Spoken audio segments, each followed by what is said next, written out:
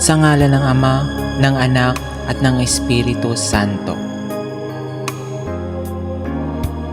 Ama naming banal at makapangyarihan sa lahat, maraming salamat po sa isang masaganang buhay at malusog na pangangatawan ang inyong ibinigay sa amin.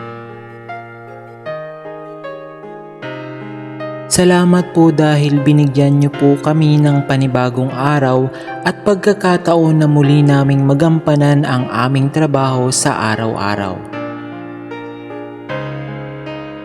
Dalangin po namin, Ama, na gabayan niyo po kami at ang aming pinagtatrabahuan sa araw na ito.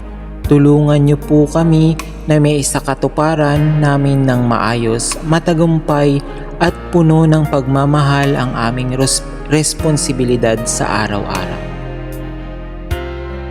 Ama, kayo po ang manguna sa aming gawain sa araw na ito. Amin pong inaalay ang aming trabaho sa iyo, Ama. Gagawin po namin ang aming makakaya nang naaayon sa iyong kalooban.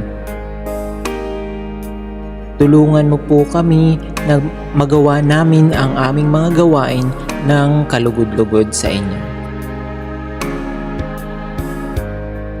Maraming salamat po sa patuloy na pag-iingat niyo sa amin kasama ng aming pamilya at mga mahal sa buhay.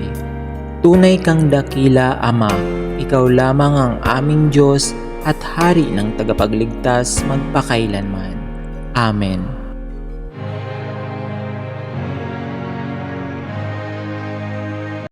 Mga kababayan, ang pambansang awit ng Pilipinas.